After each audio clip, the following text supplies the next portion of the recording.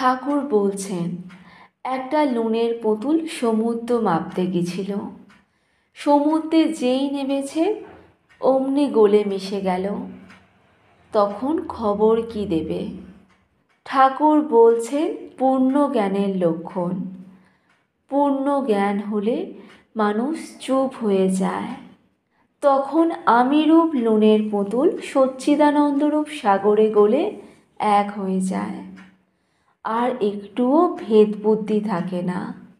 বিচার করা যতক্ষণ না শেষ হয় লোকে ফরফর করে তর্ক করে, শেষ হলে চুপ হয়ে যায়।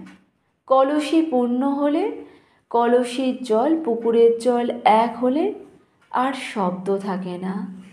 যতক্ষণ না কলসি পূর্ণ হয় ততক্ষণ শব্দ।